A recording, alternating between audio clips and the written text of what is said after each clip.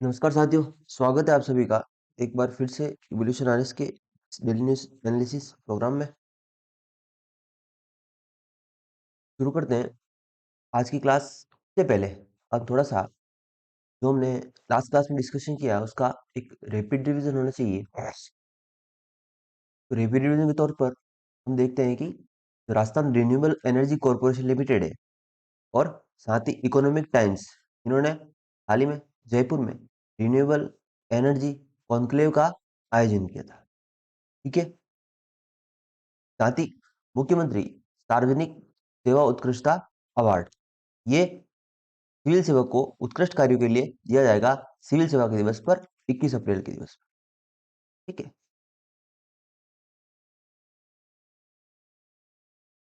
साथ ही हम बात करें कि जो जापानी तकनीक है, मियावाकी मेथड है, ठीक है, इन मेथड्स पर देखो, पहली तो ऑक्सीजन पॉकेट्स का निर्माण हो रहा है। तो हमें पता होना चाहिए कि ऑक्सीजन पार्क जो है, ऑक्सीजन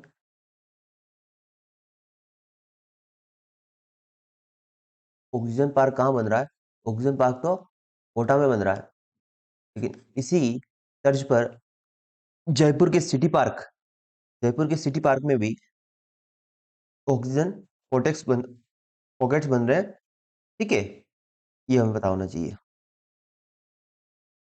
राजस्थान मिलेट्स कॉन्क्लेव का आयोजन 13 से 14 मार्च के बीच में कहाँ हो रहा है? दुर्गापुरा, जयपुर में। ये भी आपको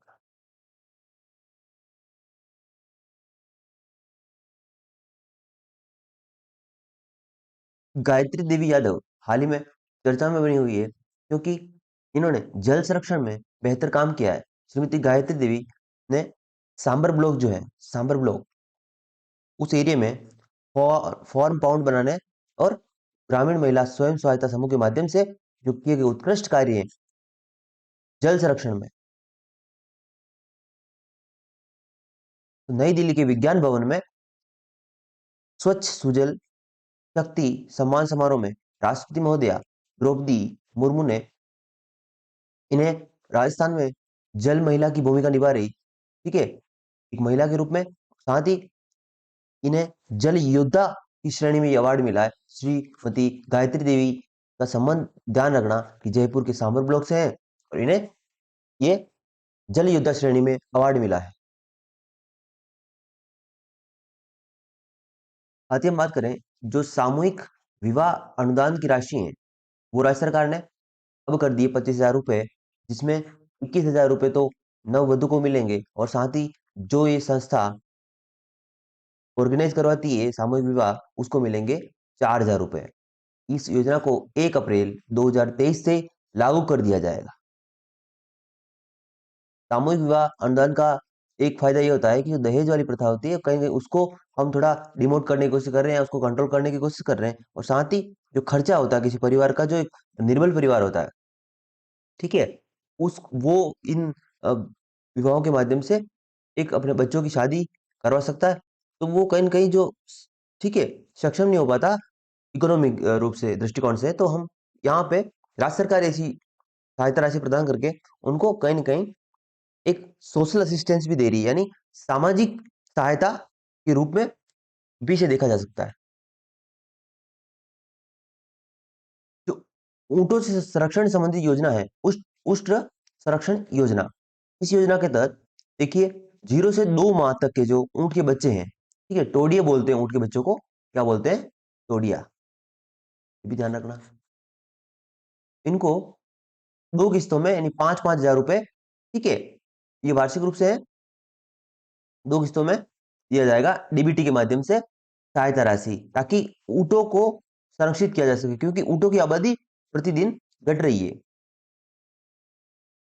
राज्य सरकार ने इस योजना को 2016 में शुरू किया था और 2019 में इस योजना को बंद करना पड़ा और लगभग 3 सालों के बाद इसको वापस शुरू कर दिया गया। सहायता राशि आपको ध्यान रखनी है, 10,000 रुपए है, 5-5 के 2 किस्तों में। जो पुष्कर सरोवर है अजमेर में, वहां पर अंतर्राष्ट्रीय होली महोत्सव का आयोजन किया जा रहा है।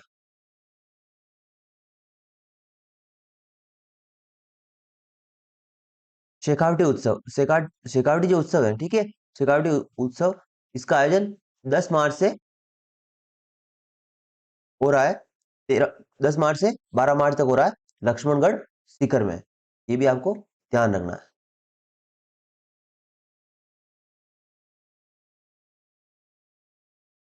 आपने मुख्यमंत्री बाल गोपाल योजना के बारे में तो सुना ही होगा।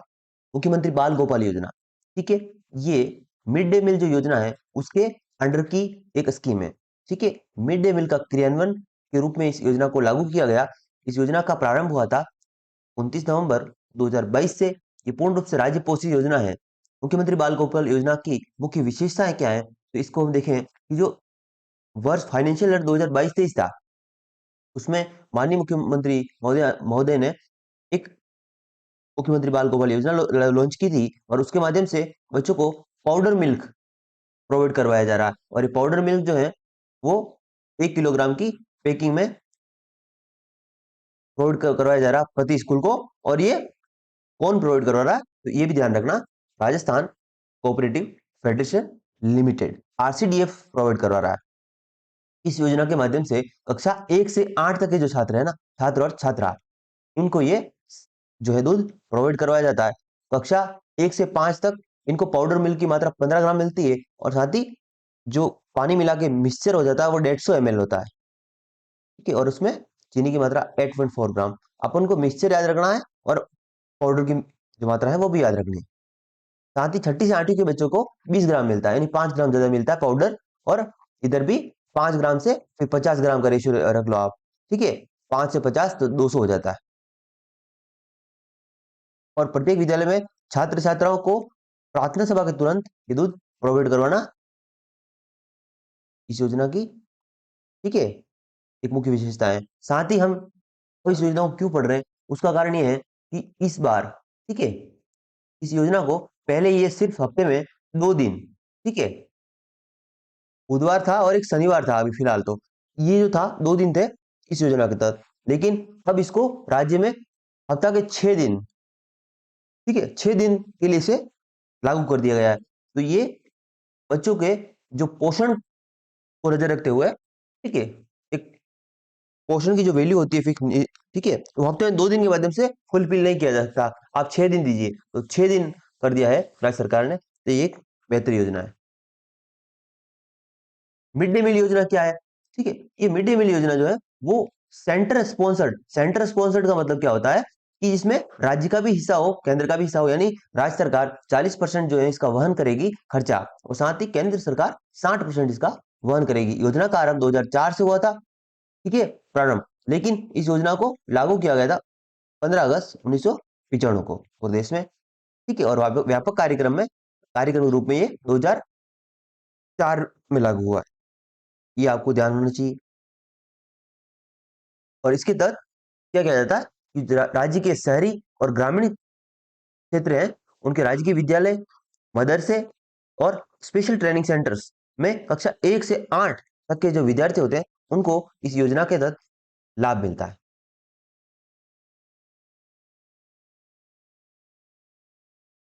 वैश्विक ग्लोबल इन्वेस्टर जो सम्मेलन हुआ है हाल ही में, वो कहाँ हुआ है, आंध्र प्रदेश में किया गया है। वैश्विक निवेशक शिखर सम्मेलन का आयोजन कहाँ किया गया है, आंध्र प्रदेश में।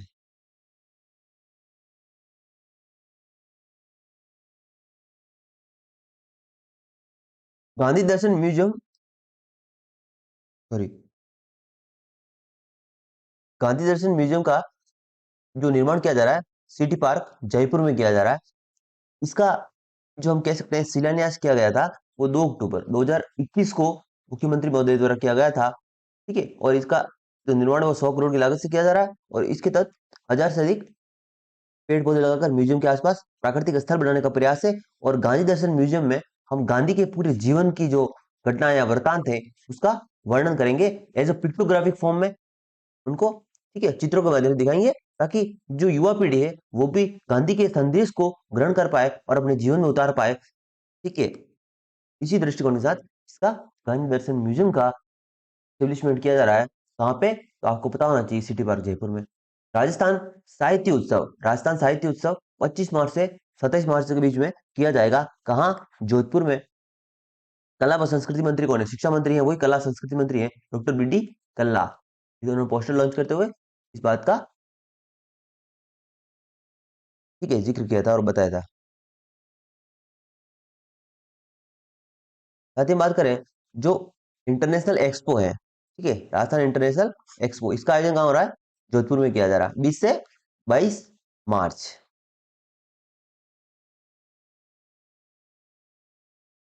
रायसीना डायलॉग क्या है? रायसीना डायलॉग, रायसीना डायलॉग का हाल ही में 8वां संस्करण आयोजित किया गया। ये 2016 में शुरू हुआ था रायसीना डायलॉग। रायसीना डायलॉग का जो मुख्य उद्देश्य है वो ये है कि जो वैश्विक पटल पर जितनी भी समस्याएं हैं, ठीक है, तो विश्व के जितने भी कूटनीतिज्ञ हैं, ठीक है, जो या एक जगह सम्मिलित हो, एक जगह मीटिंग करे और वैश्विक चिंता के जो विषय हैं उन पर डिस्कशन हो ताकि हमें सॉल्यूशन मिल सके। जैसे चीन का मुद्दा हो गया, ठीक है, तो पूरे विश्व के लिए वो हम देख सकते हैं मेजर कंट्रीज जो है, अमेरिका है, ऑस्ट्रेलिया है, जापान है, इंडिया है, इनके लिए समस्या बना हुआ है, उन पर डिस्कशन हो, ठीक है, इन यहाँ के जो कूटनीतिज्ञ हैं उनके बीच में। साथ ही जो विश्व की समस्या है, रूस और यूक्रेन का युद्ध हो रहा है, उस पर भी डिस्कशन होगा इस मीटिंग में। तो आपको समझ में आ गया होगा कि वैश्विक स्तर के कूटनीतिज्ञ जो है उनकी एक मीटिंग है रायसीना डायलॉग। इसका आरंभ हुआ था 2016 में। और रायसीना नाम हमारी जो कैपिटल है दिल्ली, उनका जो राष्ट्रपति भवन वाला जो एरिया है पूरा, उसको बोलते हैं रायसीना, ठीक है। रायसीना डायलॉग 2023 में मुख्य अतिथि के रूप में कौन भाग ले रहा है? इटली के प्रधानमंत्री जियोर्जिया मेलोनी ने भाग लिया है। रायसीना डायलॉग दुनिया के अलग अलग देशों के खास लोगों का ऐसा मंच है जहां वैश्विक हालात और चुनौतियों पर सार्थक चर्चा होती है। इसमें 100 से ज्यादा देशों के डेलीगेट्स हिस्सा लेते हैं और विदेश मंत्रालय और ऑब्जर्वर रिसर्च फाउंडेशन की संयुक्त भागीदारी से विदेश मंत्रालय और ऑब्जर्वर रिसर्च फाउंडेशन की संयुक्त भागीदारी से इसकी शुरुआत की गई थी 2016 में। और विदेश मंत्रालय का मुख्यालय जो है इसका, वो रायसीना हिल्स में स्थित है। अब हमें बताना है कि हाल ही में इसी रायसीना डायलॉग के अंडर में एक क्वाड की भी मीटिंग हुई थी। क्वाड क्या है, थोड़ी सी जानकारी ले लीजिए आप। इंडिया, ऑस्ट्रेलिया और अमेरिका और जापान, इनका एक संगठन है और इस संगठन का मुख्य उद्देश्य है जो एशिया प्रशांत क्षेत्र है, एशिया प्रशांत क्षेत्र, वहां पर चीन की गतिविधियां बढ़ी हुई है। एशिया एशिया प्रशांत क्षेत्र में जो चीन की गतिविधियां हैं और चीन का जो एक कहीं कहीं ऐसा रवैया कि कब्जा करना है, हर जगह पर कब्जा करना है, उस प्रवृत्ति को रोकना है, तो इसमें ये चारों देश मिलकर उसको काउंटर करना चाहते हैं। तो ये क्वाड का गठन किया गया था। क्वाड एशिया पैसिफिक का जो क्षेत्र है, इंडो पैसिफिक रीजन, उसमें शांति लाना है, ठीक है, फ्री, ओपन एंड प्रोस्पेरस।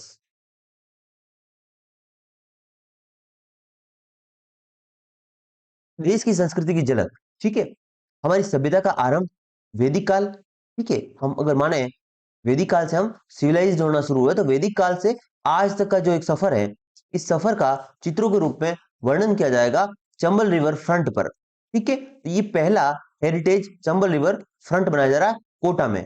तो देश की संस्कृति सभ्यता के वैदिक काल से आज तक का जो सफर है वो चित्रों के माध्यम से चंबल रिवर फ्रंट पर विकसित किया जा रहा है। तो ये हमारे लिए गर्व की बात है। ये देश का प्रोजेक्ट है, देश स्तर का प्रोजेक्ट है, और इसका जो हम कहें कि चंबल रिवर फ्रंट पर बनाया जाना हमारे लिए कहीं ना कहीं पर्यटन के दृष्टिकोण से, ठीक है, इंपॉर्टेंट होगा, और उससे हमारा जो इकोनॉमिक वैल्यू होगा वो भी बढ़ेगा, और साथ ही हमारा जो एक कल्चरल हेरिटेज है उसको भी संरक्षण मिलेगा और उसको भी बढ़ावा मिलेगा। तो ये दो प्रोस्पेक्ट्स हो सकते हैं, तो ये भी ध्यान रखना है।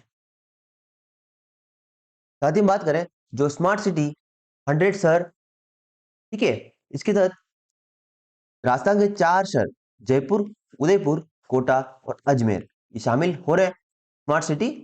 स्मार्ट सिटी के तहत 100 शहर का नवीनीकरण किया जा रहा है। ये जो है केंद्र सरकार का प्रोजेक्ट है, पहली बात तो सेंटर का प्रोजेक्ट है, ठीक है, और इसके तहत 100 सिटी शामिल है, उसमें से राजस्थान की 4 है। तो राजस्थान की 4 कौन सी है? तो जयपुर, उदयपुर, कोटा और अजमेर, याद रखेंगे।